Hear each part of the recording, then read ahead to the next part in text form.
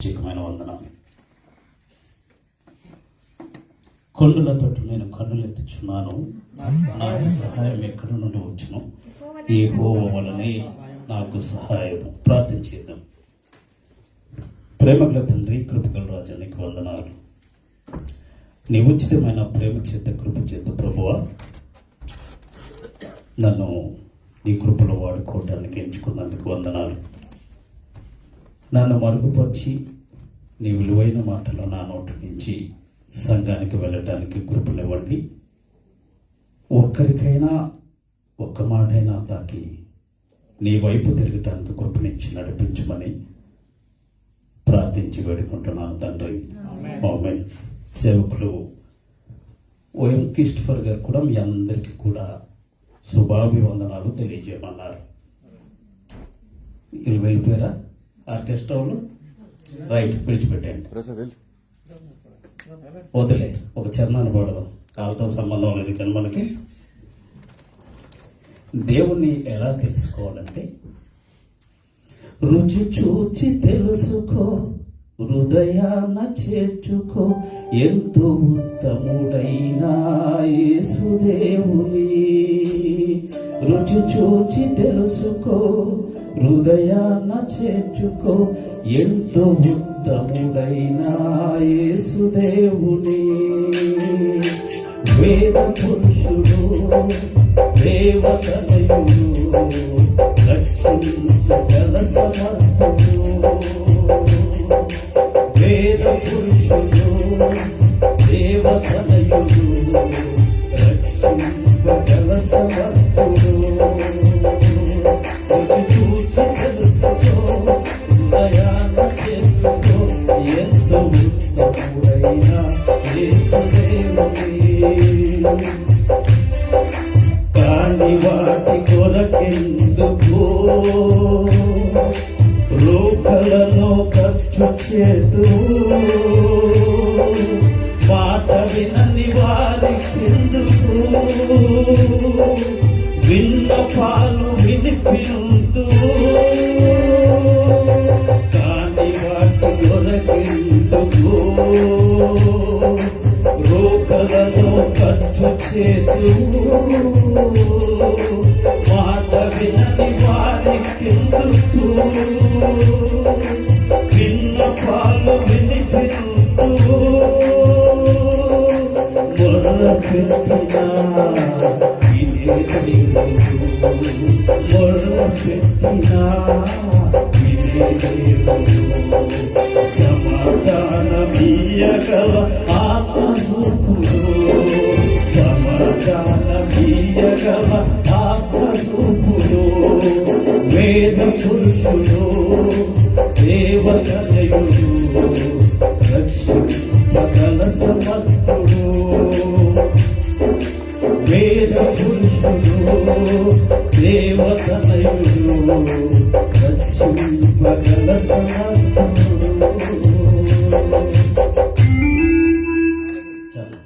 ఎవరైనా వేద పురుషుడు, వేదాల్లో రాయబడిన వాడు, మనల్ని రక్షించడానికి వచ్చినవాడు అని అంటున్నాడు. యాత్ర కీర్తన ఇలా ఉంటుంది, కొండల తట్టు నేను కన్నులెత్తుచున్నాను, నాకు సహాయం ఎక్కడి నుండి వచ్చును. అసలు కొండ ఏంటి? కొండ ఏమన్నా సాయం చేస్తుందా? చేయదు కదా. రాతి కొండ సాయం చేస్తుందా? చేయదు. కొండ దేనికి మనకు సాదృశ్యంగా కనిపిస్తుంది? పట్టణంలోకి వెళ్దాం, వినండి శ్రద్ధగా. 500 ఏళ్ళు కలబడే నోవహు, షేము, హాము, యాఫెతు అని 3 బిడ్డలు కన్నాడు. కన్న తర్వాత జన సంఖ్య ఆరంభమైనప్పుడు 6వ అధ్యాయం 5వ వచనంలో ఉంటుంది. ఆది ఖండము, నరుడు ఆలోచన భూమి మీద గొప్పదని, వారి తలంపులు ఊహ అంతయు కేవలము చెడ్డదని. ఏం గమనించాడు దేవుడు? నరుల యొక్క ఆలోచన కేవలం చెడ్డది. మనిషి యొక్క ఆలోచన ఎలాంటిదట? చెడ్డది. మనుషుల యొక్క హృదయ తలాంపు ఎలాంటిదట? చెడ్డదిగా కనపడుతుంది దేవునికి. మనిషి యొక్క ఆలోచన ఏమైందంటే బహు చెడ్డది. ఎక్కడ చూసినా మంచి ఆలోచన లేదు, హృదయం అంతా చెడ్డది. అందుకే యెషయా అంటాడు, హృదయము బహుఘోరమైన వ్యాధి కలది. హృదయం ఎలాంటిదట? జబ్బుది, బహు ఘోరమైన వ్యాధి కలది. మనిషికి జబ్బు ఎక్కడ ప్రారంభమవుతుందంటే హృదయంలో ప్రారంభమవుతుంది. ఈ తలాంపులు మనిషిని ఏం చేస్తాయంటే కృంగింప చేస్తాయి. మొదట మనిషికి మారవలసింది ఏమిటి అంటే హృదయము మారాలి. హృదయము మారాలి అంటే మనిషి ఎవరి వైపు చూడాలి? మనుషుల వైపు చూడటం వల్ల హృదయం ఇంకా చెడిపోతుంది, కానీ మారదు. మనిషి యొక్క ఆలోచన దేవుని వైపుకు వెళ్ళాలి. హృదయం, నరుల యొక్క ఆలోచన చెడ్డది, వారి తలంపులు చెడ్డవని దేవుడు చూచినప్పుడు, దేవుడు ఎవరిని చూశాడు? ఒక ఆయన కనుగొన్నాడు భూమి మీద. ఆయన నావోహు నీతిపరుడుగాను దేవునితో నడిచిన వాడు. దేవునితో నడవటానికి దేవుడు ఉన్నాడా? దేవుడు శరీరధారి ఉన్నాడు అప్పటికి లేడు. దేవుని యొక్క ఆలోచనలకు, దేవుని యొక్క హృదయానికి దగ్గరగా ఉన్నవాడు. ఈ నావోహు దేవుని యొక్క హృదయానికి దగ్గరగా ఉన్నవాడు. ఒక ఆయన చూశాడు, ఆయనతో పిలుస్తున్నాడు, నావోహు, ఈ జనాభాని, ఈ సంఖ్యని నేను చూసినప్పుడు నా హృదయంలో సంతాపము కలిగి ఉంది. నేను వీరిని ఉంచాలని ఇష్టపడతలేదు. ఆయన చేతిలో చెక్కిన మనల్ని చంపాలని ఆయనకి ఇష్టం కాదు. ఎవరిని చంపాలనుకుంటున్నాడు? లోపల ఉన్నటువంటి చెడ్డ తలాంపులను చంపాలి, అది ఆయన ఆలోచన. ఆయన చేతిలో చెక్కిన మనల్ని చంపాలనుకోవటం లేదు, కానీ మన హృదయంలో ఉన్నటువంటి చెడు తలంపులను చంపాలని ఆయన ఆలోచన. నావోహును పిలిచాడు. నావోహు, నేను వీళ్ళు ఉంచాలని ఇష్టపడతలేదయ్యా. నీతిమంతుడైన నీలో నుంచి మరలా నీతిని విస్తరింపచేయాలనుకుంటున్నాను. పోవు, నేను చెప్పినట్టు చేయాలని చెప్పి ఒక ఓడను తయారు చేయి. ఆ ఓడ 3 అంతస్తులు కలిగినదే ఉండాలి. దాని కొలతలు చెప్పాడని మనం చెప్పుకోవద్దు, మనకు ఉపయోగమైన పాఠం చెప్పుకుందాం. వాటికి 3 అంతస్తులు కలిగి ఉండాలని చెప్తూ 7వ అధ్యాయం 1వ వచనం పిలుస్తున్నాడు. వన్నిటినీ ఈ మొత్తం ఈ తరము వారన్నిటిలో నుంచి 7వ అధ్యాయం 1వ వచనం చదవాలి. ఈ తరము వారిలో గనుక నీవును నీ ఇంటి వారును ఓడలో ప్రవేశించుడి. పవిత్ర జంతువులలో ప్రతి జాతి పోతులు, చాలా పవిత్ర జంతువులలో ప్రతి జాతి ఆడదియు మగదియు ఉండాలి అని పిలుస్తూ కింద అంటాడు, పవిత్రము కాని వాటిలో నుంచి కూడా పిలవాలి. రెండట్లకి ఆహ్వానం ఉంది. పవిత్రమైన వాటికి ఆహ్వానం ఉంది, అపవిత్రమైనవి, పవిత్రము కాని వాటికి ఆహ్వానం ఉంది.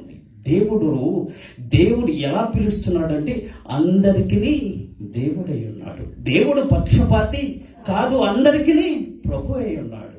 అందరినీ పిలుస్తున్నాడు. పవిత్రమైనవి, పవిత్రము కాని వాటిని పిలుస్తున్నాడు. అన్నిటినీ పిలిచాడు. 600 ఏండ్లు వచ్చిన తర్వాత నావోహు బిడ్డలలో తీసుకుని వాడలోనికి వెళ్ళాడు. ఆయనతో పాటు పవిత్రమైనవి వచ్చేవి, అపవిత్రమైనవి వచ్చేవి. కొన్ని దినాలు గడిచిన తర్వాత దేవుని కాలం వచ్చింది. ఆకాశపు తూములు విప్పుపడ్డాయి. వర్షము ఏకదాటిగా కురుస్తుంది. వర్షము పెరిగే కొద్ది ఏమవుతుందంట? ఈ ఓడ లేస్తుంది పైకి. 15 మూరల పైకి లేచింది. ఇంకా వర్షము 40 దినాలు 40 రాత్రులు విపరీతమైన వర్షం కురుస్తుంది. విపరీతమైన వర్షం కురుస్తుంటే జీవము కలిగిన ప్రతి జీవి ఏమైపోతుంది?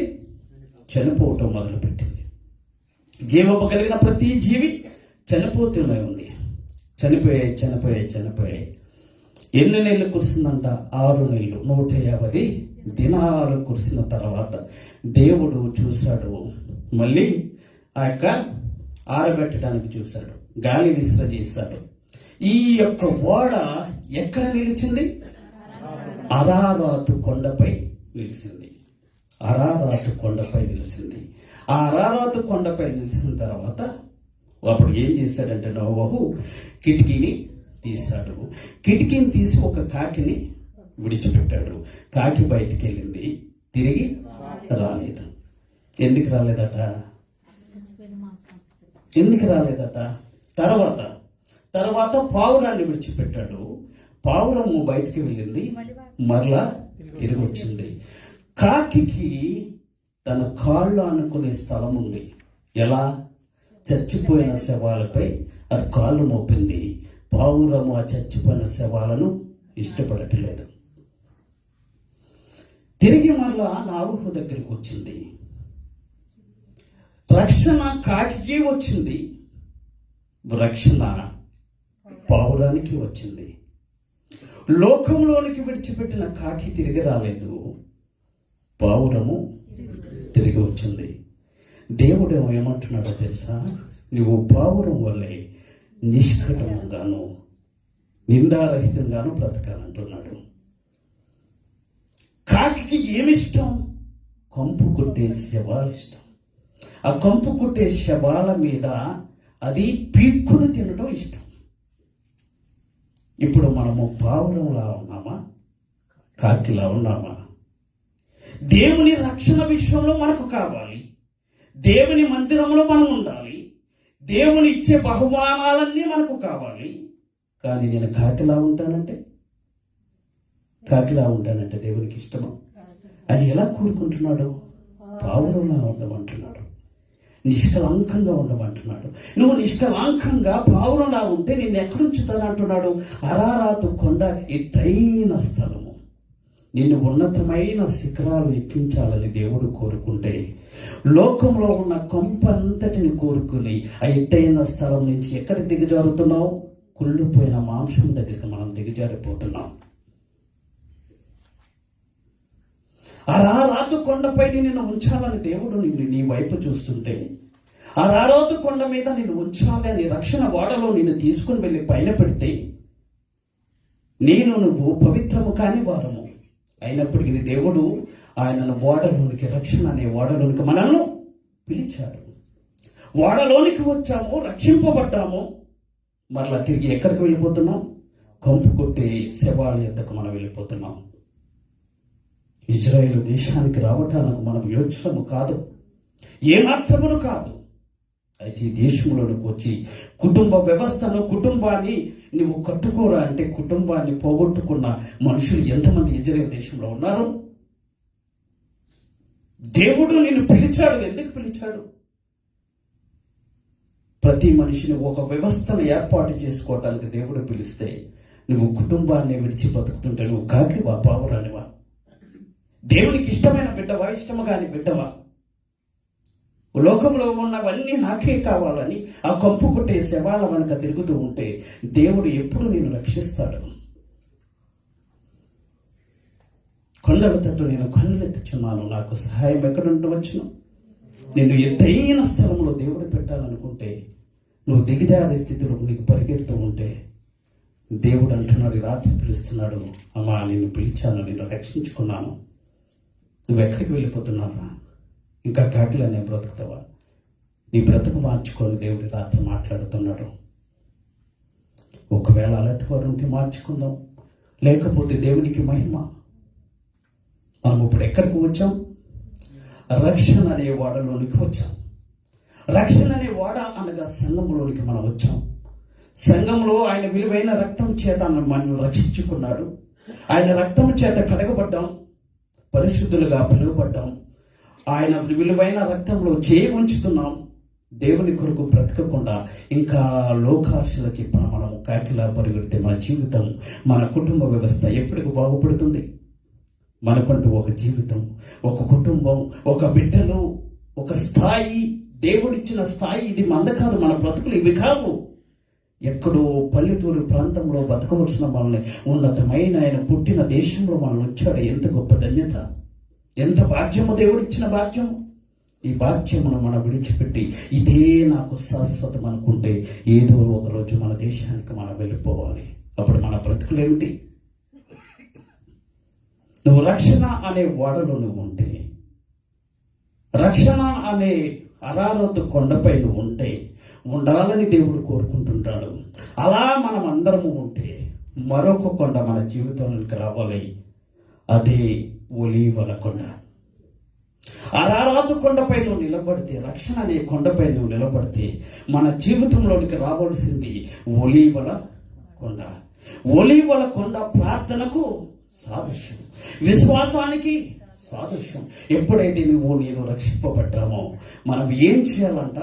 ప్రార్థన చేయాలి, విశ్వాసంను కలిగి ఉండాలి. అది యేసు ప్రభు మనకు మాదిరి ఉంచిపోయాడు. ఎక్కడ మాదిరి ఉంచిపోయాడు? ఆయన వాడుక చెప్పిన లూకాసు వార్త చదవండి, బైబిల్ తీయండి. లూకాసు వార్త 22వ అధ్యాయం 39వ వచనాన్ని చదవమ్మా. 22వ అధ్యాయము 39వ వచనం. బయలుదేరి తన వాడుక చెప్పున వెళ్ళగా శిష్యులను ఆయన వెంట వెళ్ళిరి. ఆ చోటు చేరి ఆయన వారితో మీరు శోధనలోనికి ప్రవేశించకూడనట్లు ప్రార్థన చేయడని చెప్పి నేను చెప్తాను. యేసు ప్రభు ఒలీవల కొండకు ప్రతి దినము వెళ్ళేవాడు. ఆయనకు అది అలవాటు. ఆ ఒలీవల ఆ కొండ ప్రాంతానికి వెళ్ళి ఆయన ఒంటరిగా ప్రార్థన చేయడం ఆయనకు అలవాటు. వాడికి చెప్పిన ఆయన ఒలీవల కొండకు వెళ్ళినప్పుడు ఆ ఒలీవల కొండకు ఆయనతో పాటు ఆయన శిష్యులు కూడా వెళ్ళారు. ఆయన రాతి వేదంత దూరము, అంటే రాయి విసిరగలిగినంత దూరంలో వారి నుంచి ఆయన వెళ్ళి ప్రార్థన చేయటం మొదలుపెట్టాడు. వీరితో ఏం చెప్తున్నాడంటే, మీరు శోధంలోనికి వెళ్ళిపోకుండా మీరు ప్రార్థన చేయండి. మీరు శోధంలోకి వెళ్ళిపోకుండా ఉండాలంటే మనకి ఏం అవసరం? ప్రార్థన అవసరం. మనం ఎక్కడి నుండి వచ్చాము? రక్షణ అనే ఓడలో నుంచి విశ్వాసం అనే కొండ మీదకు మనం వచ్చాం. మన విశ్వాసం అనే కొండ మీద స్థిరంగా ఉండాలంటే మన జీవితాలకి అవసరమైనది ఏమిటి అంటే ప్రార్థన. ఆ శిష్యులను తీసుకుని వెళ్ళి అక్కడ విడిచిపెట్టి ఆయన ప్రార్థన చేయటం మొదలుపెట్టాడు. ఆయన ప్రార్థన చేస్తుంటే ఎంత ప్రార్థన చేస్తాడో అక్కడ రాయబడి ఉంటుంది. ఆయన ప్రార్థన చేసినప్పుడంట చెమట రక్త బిందువులే వాడింది. ఆయన ఎంత దేవునికి ప్రార్థన చేస్తున్నాడంటే, మనము ప్రార్థన అనేది సంఘం ఎదుట కాదు మనం చేయవలసింది. ప్రార్థన అనేది విశ్వాసం ఎదుట కాదు మనం చేయవలసింది. ప్రార్థన అనేది 10 మందికి కనిపించే విషయంలో కాదు చేయవలసింది. ప్రార్థన అనేది ఎక్కడ చేయాలంటే, నువ్వు ప్రార్థన చేయనప్పుడు నీకు రహస్యంగా నీ గదిలోనికి వెళ్ళి తలుపు వేసుకుని నీ హృదయమును ఎరిగిన దేవునికి ప్రార్థన చేయి. నీ ప్రార్థన ఇంపుగా ఉండాలి, దేవునికి ఇష్టమైన నైవేద్యంగా ఉండాలి. మైక్ పని జరగట్లేదండి ప్రార్థన చేయటానికి. మైక్తో నీకు పని ఏంటి? ప్రార్థన ఇస్తే ప్రార్థన చేయ నోరిచ్చాడుగా దేవుడు. మైక్ సరిగ్గా రావట్లేదండి, పాట పాడలేదు, నోరిచ్చాడుగా దేవుడు. దేవుని స్తుతించుటలో అది ఇది అని కాదు. దేవుని స్తుతించే అవకాశం వచ్చిందా స్తుతించడమే. ప్రార్థన చేస్తుంటే చెమట రక్తముగా ఒకింది. ప్రార్థన చేస్తున్నాడు, తండ్రితో ఏకమైపోతున్నాడు. ప్రార్థన చేసి వచ్చేటప్పుడు శిష్యులు ఏం చేస్తున్నారంట? నిద్రపోతుంటే అంటున్నాడు, మీరు శోధంలోనికి వెళ్ళిపోకుండా మెలకుగా ఉండి ప్రార్థన చేయండి అని మీకు చెప్పలేదా? మనం ఎప్పుడైతే జీవితంలో ప్రార్థనను విడిచిపెడతామో శోధంలోనికి నెట్టబడతాము. జాగ్రత్త. విశ్వాసులైన మనము, క్రైస్తవ బిడ్డలుగా పిలువబడుతున్న మనము ఎప్పుడైతే రక్షణలోనికి వచ్చామో, ఎప్పుడైతే రక్షింపబడ్డామో ప్రార్థనలో ఉండాలి. ఒలీవల కొండ మీద పేతురు గారు ప్రసంగం చేసినప్పుడు ఎంతమంది మారారు? 3,000 మంది వాక్యం విని మారిన వెంటనే వాళ్ళు ఏం చేశారట? దినదినము ఇంటింట కూడుచు ప్రార్థన చేయటి ఎందును, సహవాసమందును, బోధన ఎందును, రొట్టె విరుచుటను ఎడతెగక ప్రతిదినము కూడుకొనుచు విశ్వాసము కలిగి దేవుణ్ణి ప్రార్థించారు. ఆదిమ సంఘం ఆ సంఘముగా నా సంఘం ఉండాలని నేను కోరుకుంటున్నాను. ఎప్పుడు దినదినము ప్రార్థించే సంఘముగా మన సంఘం ఉండాలని నేను కోరుకుంటున్నాను. ఏదో కనిపించినప్పుడు కాదు, కానీ దేవుని ఎదుట, రహస్యమందు చూస్తున్న దేవుని ఎదుట సిద్ధపడే మనసుగా మన సంఘం ఉండాలని నేను కోరుకుంటున్నాను. మనము శోధంలోనికి వెళ్ళిపోకుండా పేతురు గారిని తీసుకుని పోయారు, చెరసాలలో బంధించారు. సంఘం అయితే అత్యాసక్తితో ప్రార్థన చేసింది. పేతురు గారు సంఖ్యలు విడిపింపబడ్డాయి. క్రైస్తవ సంఘముగా అటువంటి సంఘములో నుంచి అదే దేవుణ్ణి, అదే క్రీస్తుని, అదే విశ్వాసాన్ని కొనసాగించే మనము మరి అటువంటి కార్యాలు మనలో జరగకపోతే ఎలా? అటువంటి విశ్వాసమును మనం కలిగి ఉన్నామా? క్రీస్తుకు కలిగినటువంటి భారమును మనం కలిగి ఉన్నామా? క్రీస్తు చూపించినటువంటి మాదిరిని మనం కలిగి ఉన్నామా? ప్రతి దినము బస్సు కట్టుకుని టిప్పులు తయారు చేసుకుని భోజనాలు వండుకుని ఒలీవల కొండకెళ్తే కాదు విశ్వాసం. ఒలీవల కొండ అనగా విశ్వాసములకు సాదృశ్యం. భారతదేశంలో కాదు, ప్రపంచంలో ఉన్న ప్రతి క్రైస్తవుడు ఎవడైతే హృదయపూర్వకంగా నోటితో క్రీస్తును దేవుని కుమారుడని ఒప్పుకుంటాడో వాడికి రక్షణ.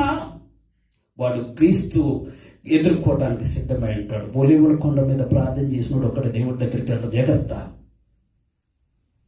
మన జీవితం దేవునితో సంధి చేయబడాల. ఈ ఒలీవల కొండ సాదృశ్యం ఏంటంటే ప్రార్థనకు సాదృశ్యంగా కనపడుతుంది, విశ్వాసానికి సాదృశ్యంగా కనపడుతుంది. ఎప్పుడైతే క్రీస్తును మనము అంగీకరించామో, ఎందరైతే క్రీస్తును అంగీకరించారో వారందరినీ దేవుని పిల్లలుగా చేయుటకు క్రీస్తుకు అధికారం ఉంది. మనము క్రీస్తు బిడ్డలం, మనము క్రీస్తును పోలి నడుచుకోవాలి. రక్షణలోనికి వచ్చిన మనము విశ్వాసం అనే కొండ మీదకు రావాలి.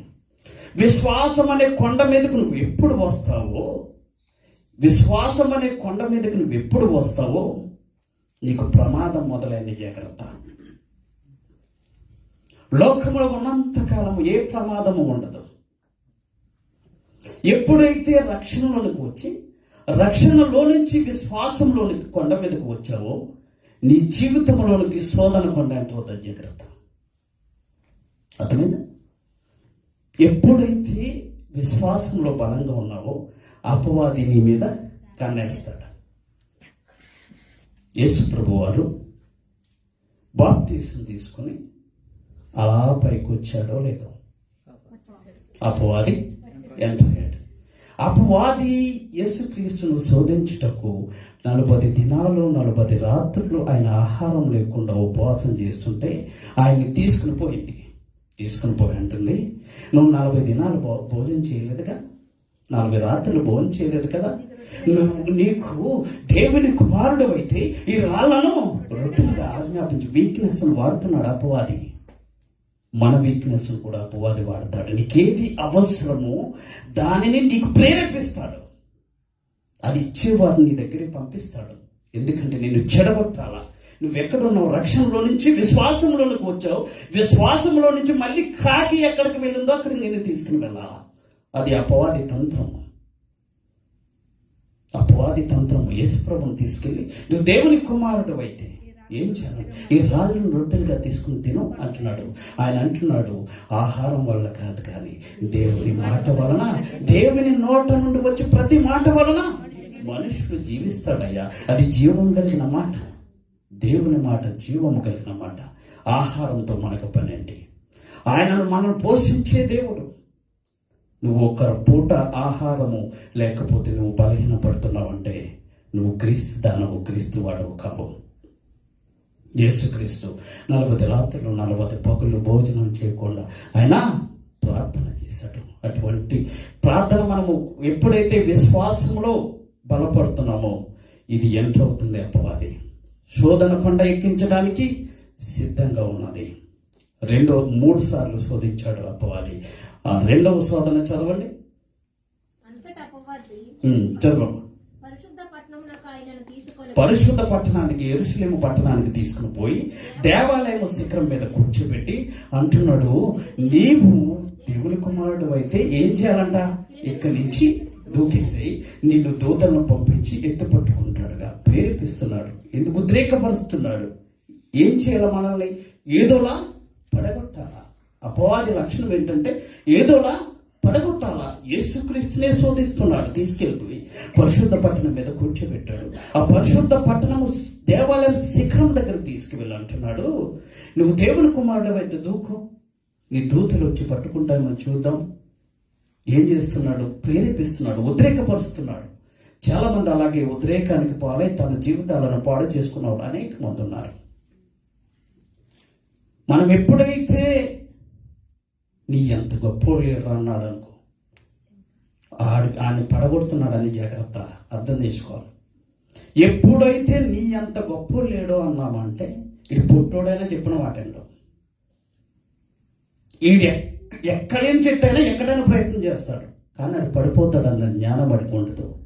ఎప్పుడైతే వెనకాల నిన్ను పొగట్టు మొదలు పెట్టారో ఎక్కడో దిక్కు నిన్ను గోతులో దించుతున్నారని జాగ్రత్త. ఒకవేళ నువ్వు నిజంగానే తలాంతులు కలిగి నిజంగానే దేవుళ్ళలోనికి వెళుతుంటే నిన్ను పొగడాలనుకో, సర్వ ఘనత మహిమ దేవునికే చెల్లునుగాక. అది మన జీవితం, క్రైస్తవ జీవితం. మనం ఎప్పుడైతే నేనే గొప్ప అనుకున్నామనుకో మనం పడిపోయినట్టే లెక్క. ఇక్కడ అదే అంటున్నాడు, నువ్వు దేవుని కుమారుడివే అయితే దూకు, దూతలు వస్తాయేమో. మూడోసారి శోధిస్తున్నాడు. ఇది మహాప్రమాదకరమైనది. ఇంకో కొండ మీదకి తీసుకుపోయాడు, లోక రాజ్యాలన్నిటినీ చూపిస్తున్నాడు. నువ్వన్నీ చూడు, ఆ దేశం నీదే, ఈ దేశం నీదే, ఇది నీదే, ఇవన్నీ నీయే. ఇవన్నీ నీ అపోధగా తయారు చేశాడయి.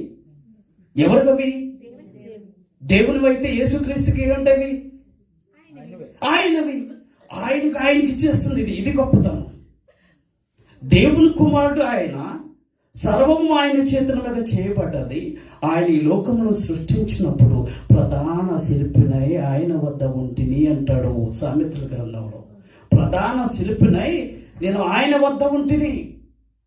8వ అధ్యాయంలో ఉంటుంది. 8వ అధ్యాయము 32వ వచనం అనుకుంటాను, వదిలేసండి. ఆయన యేసు ప్రభు సృష్టి ఆరంభమైన ప్రథమమైన వాటిగా దేవుడు నన్ను కలుగు చేశాను. 22వ వచనము 8వ అధ్యాయం. దేవుడు నన్ను కలుగు చేశాను అంటున్నాడు. నన్ను కలుగు చేసినని మాట్లాడిన మాట క్రీస్తుది. నేను ఆయన యొక్క ప్రధాన శిల్పిగా ఉంటుంది. ఆయనతో అంటుంది, ఈ రాజ్యాలు చూసావా, దాన్ని చూడు, అది నీకు ఇచ్చేస్తా, ఇది చూడు, ఇది నీకు ఇచ్చేస్తా. ఆయనవి ఆయనకి ఇస్తుందట. దీన్ని తెలివితేటలు చల్లకుండా భూలోక రాజ్యాలన్నిటిని చూపించింది. నువ్వు నా కాళ్ళకు మొక్కు, నమస్కారం చేస్తే భూలోక రాజ్యాలన్నీ నీకు ఇచ్చేస్తాను. మనం ఏం చేస్తున్నామంటే ఈ లోక రాజ్యాలు చూసి మన జీవితాలను పాడు చేసుకుంటున్నాం. అందుకే బైబిల్ ఉంటుంది, నేత్రాశ, శరీరాశ, జీవపటము మనిషిని పడగొడతాయి.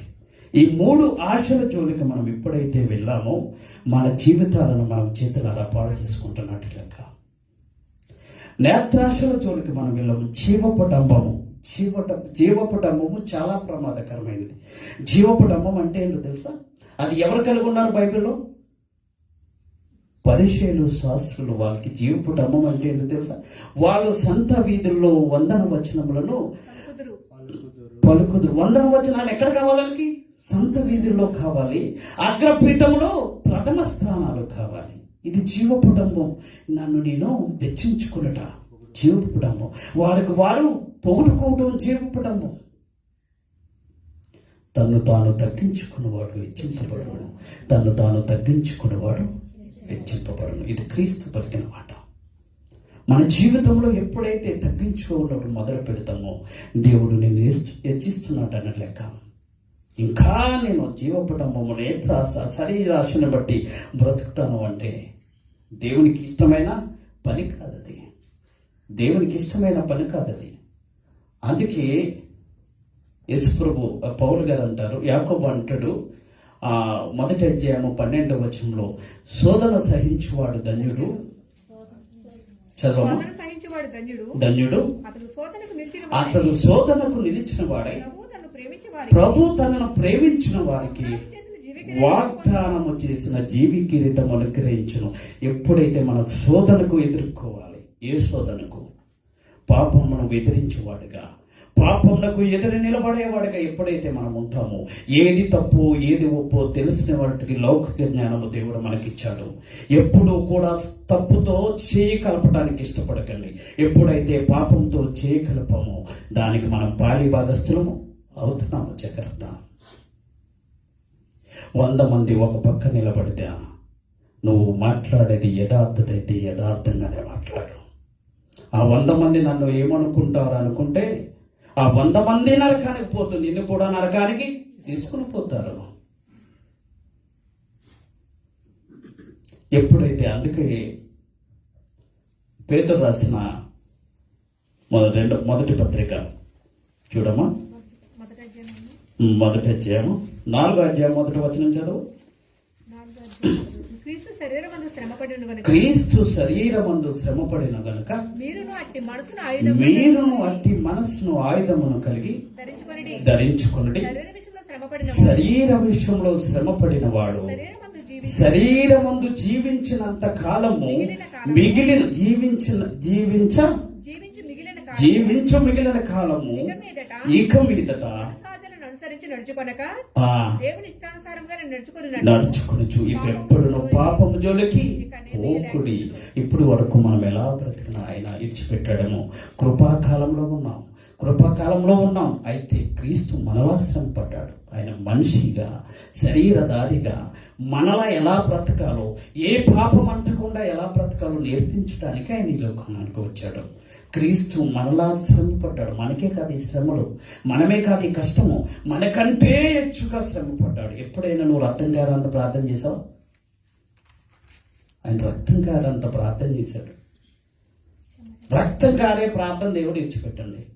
ఎండాకాలం ఏసీ వేయకపోతే ఎంతమంది ప్రార్థనలో కూర్చుంటారు ఎవరైనా? మంచి సీరియస్గా ప్రార్థన నడుస్తున్నా సరే ఏసీ వేయమ్మా. మరి అక్కడ రక్తం కారంత ప్రార్థన చేసిన క్రీస్తు కోసం కదా మనం ప్రార్థన చేస్తుంటాం. 10 నిమిషాలు ఏసీ లేకుండా తట్టుకోలేము, ఉడుకొచ్చేస్తుంది. ఆయనకి రక్తం కారింది అక్కడ. ఆయన కదా నీ కళ్ళ ముందు కనిపించవలసింది. మనము దేనికి అలవాటు పడిపోయామంటే శరీరాశ. శరీరము ఏది కోరుకుంటే అది ఇవ్వటానికి ఇష్టపడుతున్నాం.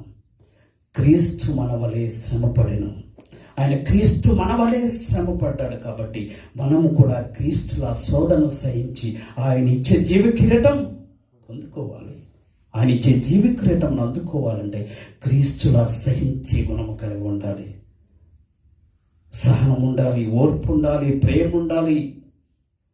ప్రేమ అన్నిటికీ తాళుతుంది, అన్నిటినీ ఓర్చుకుంటుంది, అన్నిటినీ సహిస్తుంది. అన్నిటినీ ఆ సహనము మనిషిని ఏది ఎక్కడ తీసుకువెళ్తుందంటే దేవునితో సహభాగస్తులుగా చేస్తుంది. ఇంకో వచనం చదవండి. ఎబ్రిల్ రాసిన పత్రిక 4వ అధ్యాయం 15వ వచనం. ఎబ్రిల్ రాసిన పత్రిక 4వ అధ్యాయం 15వ వచనం. మన ప్రధాన యాజకుడు మన బలహీనతల యందు మనతో సమానుభావము లేనివాడు కాదు గాని సమస్త విషయములలో మన వలనే శోధింపబడి ఆయన పాపము లేనివాడిగా ఉండేను. చూసారా, మన ప్రధాన యాజకుడు మనకంటే దేవుడి యొద్దకు ముందు వెళ్ళిన వాడు మన శ్రమలో అనుభవం లేనివాడు కాదు. మనలా భూమి మీద బ్రతికాడు. ఎన్నో కిలోమీటర్లు నడిచి దేవుని స్వార్థను, చీకటిలో ఉన్న ప్రజలను వెలుగులోనికి నడిపించాడు. ఆయన ఏడ్చాడు, ఆయన భోంచేశాడు, ఆయన రోధించాడు. ఆయన ప్రతిదీ మనిషిలా ప్రేమించాడు, మనిషిని మనిషిగా ప్రేమించాడు. న్యాయమును కనికరమును ఎరిగిన దేవుడు మన ప్రధాన యాజకుడు. ఆయన మనతో సహపాలి భగస్తుడైనటువంటి క్రీస్తు మనలాగా బ్రతికి కానీ పాపం అంటకుండా బ్రతికాడు. మనము ఎప్పుడైతే రక్షణ అనే వాడలోనికి వచ్చామో, రక్షణ వాడలో నుంచి అలా ఉండాలంటే విశ్వాసం అనే కొండ మీద మనం స్థిరంగా ఉండాలి. ఎప్పుడైతే విశ్వాసం అనే కొండ మీద మనం వెళ్తామో మన జీవితంలోనికి శోధన అనేది ప్రారంభమవుతుంది. శోధన సహించగలుగుతామో, ఎప్పుడైతే శోధన సహించగలుగుతామో, వినండి జాగ్రత్తగా, ఎప్పుడైతే శోధనను సహించగలుగుతామో నీ జీవితంలోనికి ఇంకొకటి వస్తుంది. అది హెర్మోను కొండ. మీరు వెళ్ళబోయే స్థలాన్ని గురించి చెప్తున్నాను.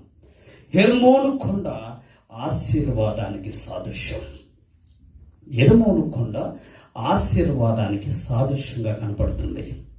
133వ కీర్తన 3వ వచనాన్ని చదవండి. 133వ కీర్తన 3వ వచనం.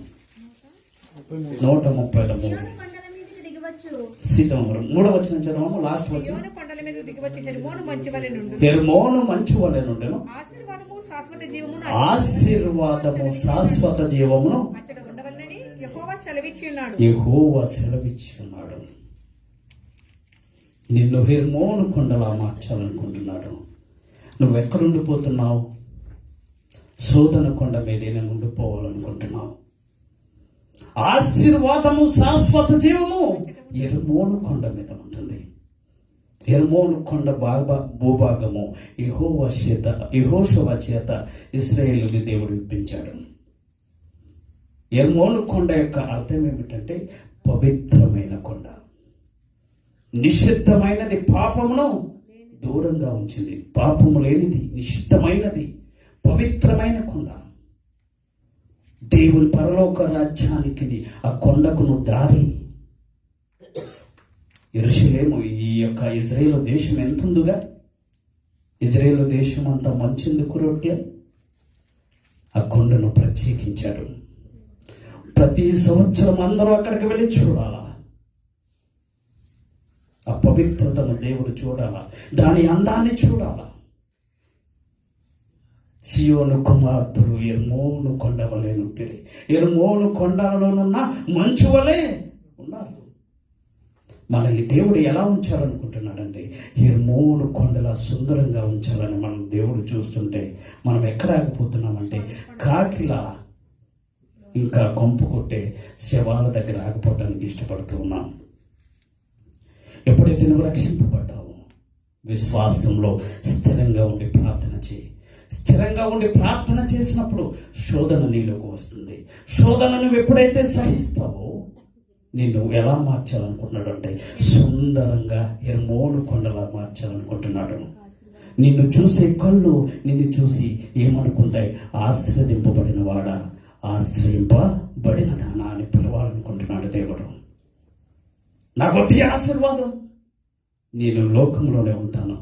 నేత్రాశ, శరీరాశ, జీవపుడంబం ఇవే నాకు చాలు నువ్వు అనుకుంటే నీ జీవితానికి మన నాన్న, ఏ నాన్న?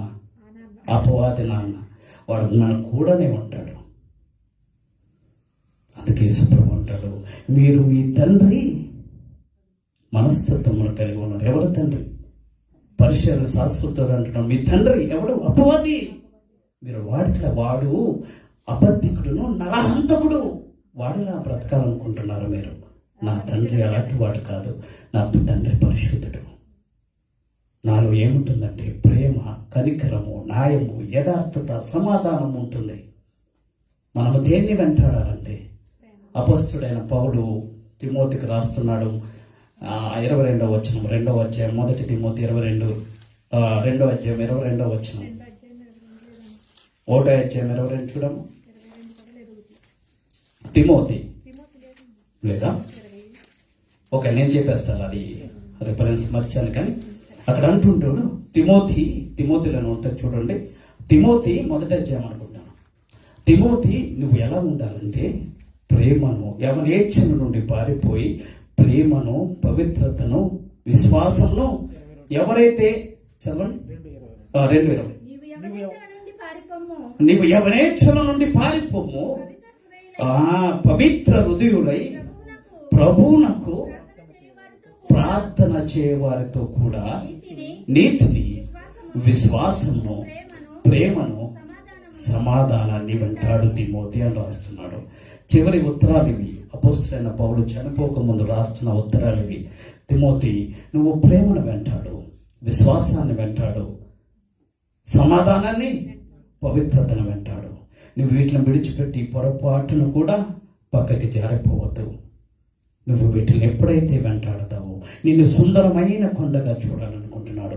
సుందరమైన పవిత్రమైన కుటుంబంగా నిన్ను చూడాలనుకుంటున్నాడు. నువ్వు రాత్రి నీ ఏ కొండ మీద ఆగిపోతానికి ఇష్టపడుతున్నావు? నేను రక్షణ వాడలోనికి వచ్చాను కానండి, నాకు రక్షణ వాడ నచ్చలేదు. బయటికి నేను వెళ్ళిపోతుంటాను, అప్పుడప్పుడు ఓ ట్రిప్ వేస్తాను అని నువ్వు అనుకుంటే దేవునికి అది ఇష్టం కాదు. నేను రక్షణ కొండలోనే ఉన్నాను కానీ, రక్షణ కొండ మీద ఎత్తైన స్థలంలో నేను ఉన్నాను కానీ ప్రార్థన చేయటానికి నాకు టైం లేదండి అనుకుంటే సాతాను నిన్ను పడగొడుతుంది. ఎక్కడ తీసుకుపోతుంది? శోధన కొండ మీదకి తీసుకుని పోయి నేత్రాశ, శరీరాశ, జీవపుడంబం అనేవి మన జీవితాల్లో కల్పించి మనల్ని ఏం చేస్తుంది? నాశనానికి తీసుకుని పోతుంది. ఇవన్నిటినీ జయించిన వాడే జీవి కిరీటము పొందుతాడు. జీవి కిరీటము మనము పొందాలి అంటే ఎప్పుడైతే జీవ కిరీటానికి నిలిచిన వారిగా ఉంటామో, హెర్మోను కొండలా నిన్ను నన్ను సుందరంగా మార్చాలనుకుంటున్నాడు. ఈ రాత్రి దేవుని సంఘంలో దేవుని ప్రియబిడ్డలైన మీ అందరికీ ఒక మాట అడుగుతున్నాను. మనము ఇప్పటికీ ఆ 3 కొండలు దాటానికి కానీ హెర్మోను కొండలా ఉండటానికి నాకు అవకాశం రావట్లేదంటే ఏదో కొండ మీద నువ్వు దారి తప్పవు. జాగ్రత్త, నిన్ను నువ్వు సరి చేసుకో. నేను చెప్పలేను. ఎవరి హృదయమో వారికి తెలుస్తుంది. నా అంతరంగం ఏమో బోధిస్తుందో నాకు తెలుస్తుంది. నీ అంతరంగం ఏముంటుందో నీకు తెలుస్తుంది. నేను ఉదయం లేచిన కానించి రాత్రి పడుకుండే వరకు ఏమేమి చేశానో నాకు తెలుస్తాయి. నువ్వేమి చేసావో నీకు తెలుస్తాయి. మనందరం ఏమి చేస్తామో మన బాబు దేవునికి తెలుస్తాయి. తెలియదు అనుకుంటామేమో.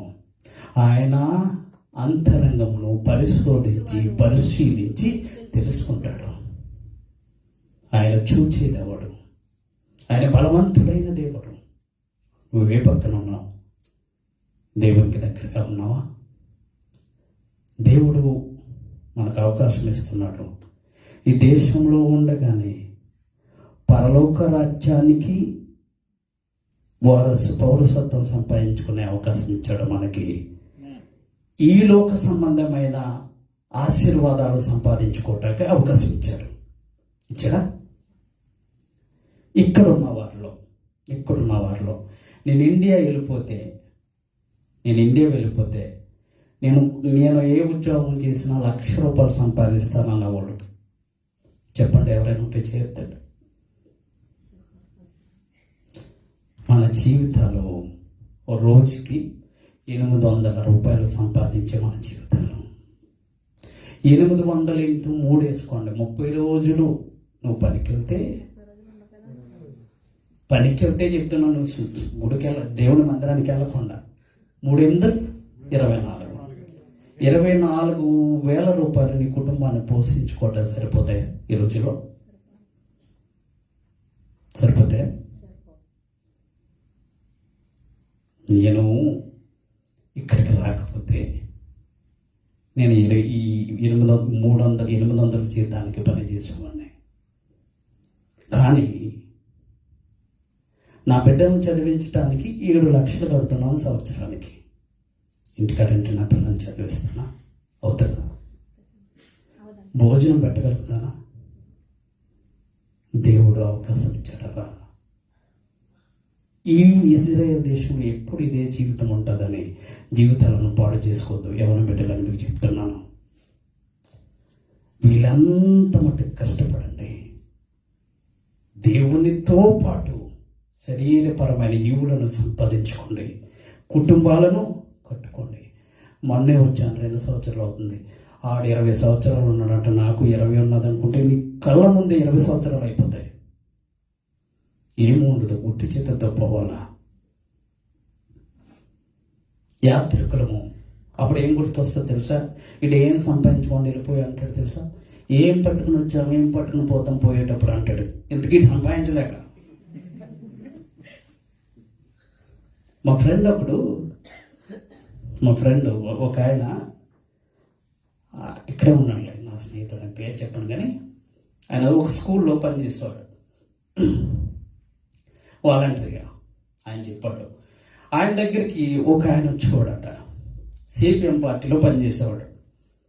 మీ జీతం ఎంత అంటే, ఏది ఇస్తున్నారులేండి పని చేస్తున్నాను. లేదు గవర్నమెంట్తో నేను పోరాడతాను, మీ జీతం పెంచే బాధ్యత నాది.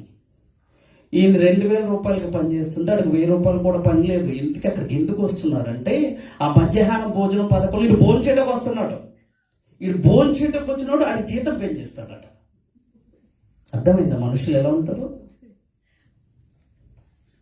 అలాగే ఎందుకు చెప్తున్నానంటే, నువ్వు రక్షణ వాడడానికి వచ్చావు, విశ్వాసం అనే కొండ మీదకి వచ్చావు. ఈ దేవుడు నిన్ను ఎత్తైన స్థలంలో కాపాడాడు, ఉన్నతమైన స్థలానికి నిన్ను నన్ను తోడుకుని వచ్చాడు. విశ్వాసమైన కొండ మీద స్థిరంగా ఉండు. శోధన వచ్చినప్పుడు సహించు.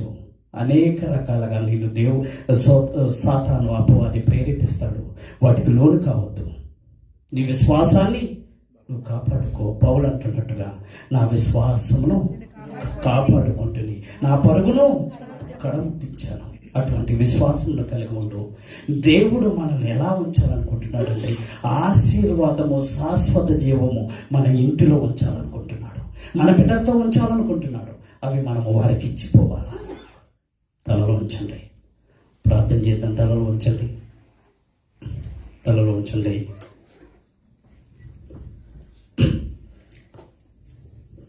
యేసయ్య వందనాలు.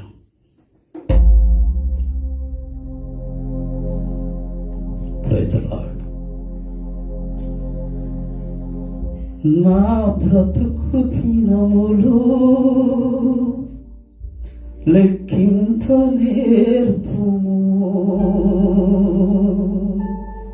దేవాయి బొబుని వీడుకడు నాకు చూపుము. ఇంకొంతకాలము ఆయుష్ పెంచుము, నా బ్రతుకు మార్చుకుందును సమయము నిన్ను. నా బ్రతుకు దినములు లెక్కింపనేర్పుము దేవాయి బొబుని వీడు గడియ నాకు చూపుము. ఇంకొంతకాలము ఆయుష్ పెంచుము, నా బ్రతుకు మార్చుకుందును సమయము నిన్ను.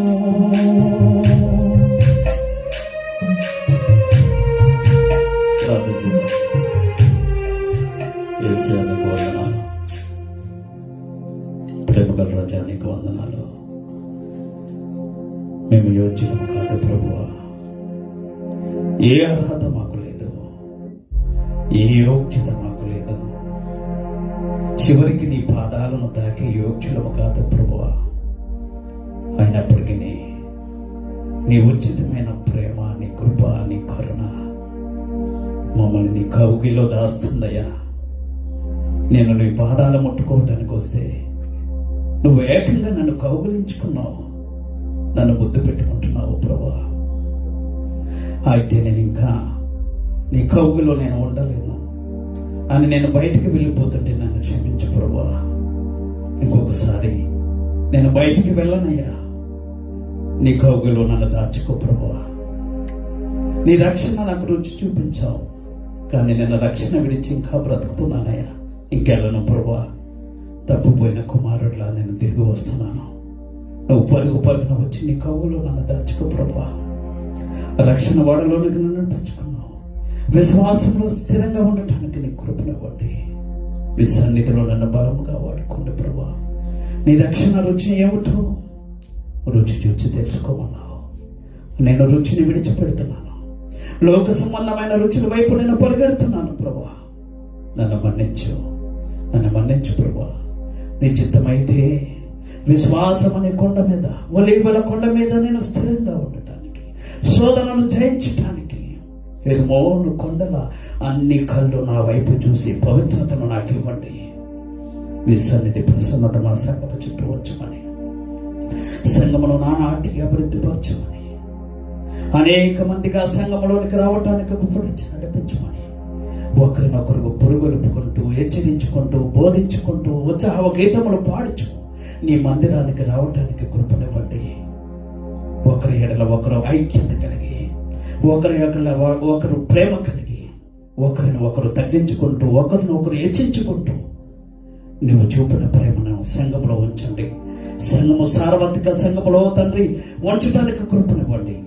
నీ దీనదాసుని వాడుకొని సంఘమును అభివృద్ధి పరచమని, నీ దీనదాసుని చుట్టూ, సంఘ కమిటీ చుట్టూ, సంఘంలో ఎంతమంది అయితే సంఘ పరిచర్యకై పనిచేస్తున్నారు, స్త్రీలను పురుషులను అందరినీ పురుకొలిపి ప్రభా సంఘమును నానాటికి అభివృద్ధి చేయమని, మా కుటుంబాలను మేము కట్టుకొని మా బిడ్డలతో పాటు నేనును నా ఇంటి వారును యెహోవాను సేవించుదామనే గీతములు మా కుటుంబంలో పాడటానికి కృపనిచ్చి నడిపించమని, కొన్ని విత్తనాల విత్తాన ప్రభా ఆ ఫలించి నీరు కట్టమని, మీ సన్నిధి ప్రసన్నత మాకును మా బిడ్డలకును మా కుటుంబాలకు దయచేయమని యేసుక్రీస్తు నామమున ప్రార్థించి వేడుకుంటున్నాను తండ్రి. ఆమేన్.